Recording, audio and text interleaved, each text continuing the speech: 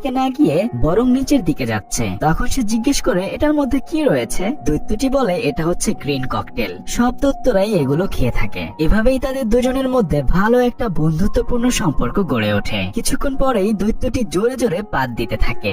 মূলত green cocktail খেলেই এরকম পাদ আসে। ঠিক তখনই বিশাল একটি দৈত্য ওই রুমে প্রবেশ করে। বৃদ্ধ দৈত্যটিকে জিজ্ঞেস করে তুই সকাল থেকে কার সাথে এত কথা বলছিস? তোর বকবকানির কারণে আমার ঘুম ভেঙে গেছে। যাই হোক, কোনো ছোট বাচ্চা কাচ্চা এনেছিস নাকি? তখন বৃদ্ধ দৈত্যটি বলে আরে না, আমি মানুষ খাওয়া ছেড়ে দিয়েছি সেই কবে। এটা বলতে বলতে সে চুপি চুপি মেয়েটিকে বলে তুমি দ্রুত কোথাও লুকিয়ে পড়ো। মেয়েটি সামনে থাকা করলার মধ্যে লুকিয়ে পড়ে। বড় দৈত্যটি বলে আমি মানুষের গন্ধ পাচ্ছি, নিশ্চয়ই তুই কিছু একটা লুকিয়ে রেখেছিস। এই বলে সে এদিক সেদিক খুঁজতে থাকে। তারপর সেই বিশাল করলাটি হাতে নিয়ে বলে আমি জানি এটা খুব তিতা, কিন্তু এর ভেতর থেকে পরিচিত একটা গন্ধ আসছে। এই বলে সে সেটা খেতে যায়। আর তখনই বৃদ্ধ দৈত্যটি বলে তুই কি ভুলে গেছিস তুই কখনো শাকসবজি খাস না? তখন সে বলে আসলেই তো, এসব পচা খাবার আমি খাই না, আমি শুধু মানুষের মাংস খাই। তুই বেটা দৈত্য নামের কলঙ্ক, শাকসবজি খেয়ে সব সময় বেঁচে থাকিস। এই নিয়ে ভাই তোর করলা, তুই খা। এই বলে সে সেটা ফেলে দেয়। আর যাবার সময় দৈত্যটি সেই গ্রিন ককটেল নিয়ে যায়। দৈত্যটি চলে গেলে সেই করলাটিকে উপরে তুলে আনে। কিছুক্ষণ পরে তার ভেতর থেকে মেয়েটি বের হয়ে আসে, কিন্তু তার শরীর একদম করলায় মেখে যায়। এরপর দৈত্যটি তাকে হাতের উপরে নিয়ে অন্য আরেকটি রুমে প্রবেশ করে। সেখানে সে তাকে গোসল করিয়ে একটু আগুনে শুকিয়ে নেয়। তারপর মেয়েটিকে সে কিছু কাপড় দেয়। মেয়েটি সুন্দর একটি লাল রঙের জ্যাকেট পরে। ওইদিকে দৈত্যটি মেয়েটির জন্য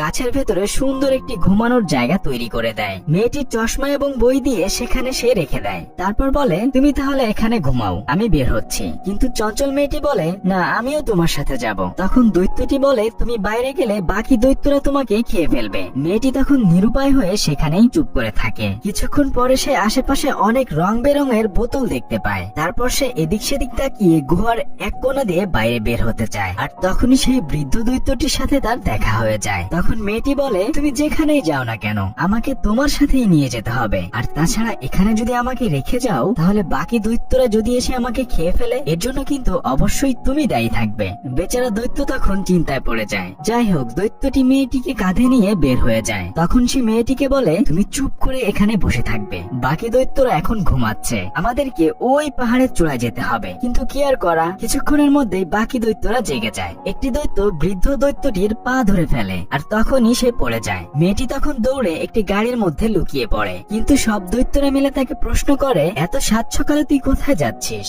মানুষরা যদি তোকে দেখতে পায় তাহলে আমাদেরকেও ধরে ফেলবে। বৃদ্ধ দৈত্যটি বলে তোরা সবাই জানিস আমি আমার কাজে যাচ্ছি। কিন্তু বাকি দৈত্যরা তাকে নিয়ে হাসাহাসি করে, বলতে থাকে সকাল সকাল চল তোর সাথে একটু মজা করি। এই বলে বেচারা ভালো দৈত্যর সাথে সবাই মজা করতে থাকে। বৃদ্ধ দৈত্যটিকে সেই গাড়ির উপরে রেখে আরেকটি দৈত্য দুইটি গাড়ির উপরে পা দিয়ে সামনের দিকে আগাতে থাকে। ওই গাড়ির মধ্যে সেই ছোট্ট মেয়েটি লুকিয়ে ছিল। কিছুক্ষণ পরে যখন গাড়িগুলো মুখোমুখি সংঘর্ষ হতে যায় মেয়েটি তখন গাড়ির ব্রেক সোজাসুজি ধরে রাখে, যার ফলে বড় দৈত্যটির একদম জায়গা মতো কাজ হয়ে যায়। কিছুক্ষণের মধ্যেই বৃষ্টি চলে আসে। এ যাত্রায় বৃদ্ধ দৈত্যটিকে তারা ছেড়ে দেয়। বেচারা মেয়েটিকে লুকিয়ে ব্যাগের মধ্যে ভরে সেখান থেকে চলে যায়। কিন্তু দুর্ভাগ্যক্রমে মেয়েটির সেই চাদরটি ওখানে পড়ে যায়। অন্য একটি দৈত্যের পায়ের মধ্যে সেই চাদরটি লেগে থাকে। তারপর সে ঘ্রাণ নিয়েই মানুষের গন্ধ বুঝে ফেলে। ততক্ষণে বৃদ্ধ দৈত্যটি মেয়েটিকে নিয়ে অনেক দূরে চলে যায়। তারা পাহাড় দিয়ে হাঁটতে হাঁটতে স্বপ্নপুরীতে প্রবেশ করে। তখন দৈত্যটি মেয়েটিকে বলে সব থেকে গোপন একটি জায়গায় তোমাকে আমি নিয়ে এসেছি। তারা দুজন তখন অনেক গল্প করতে করতে আগাতে থাকে। এরপর তারা একটি গাছ দেখতে পায়। মূলত এটা হচ্ছে স্বপ্নপুরী,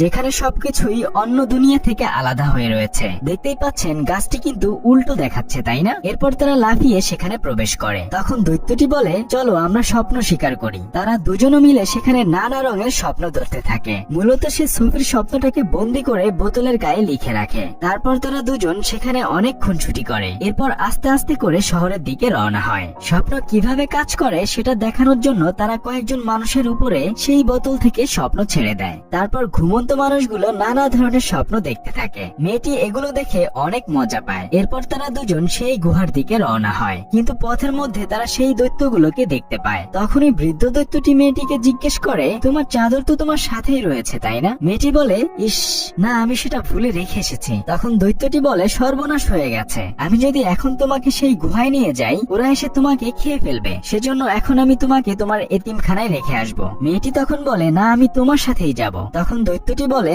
দেখো মেয়ে, এখন তুমি যে জ্যাকেটটি পরে আছো এটা একটা ছেলের ছিল। সেই ছেলেটি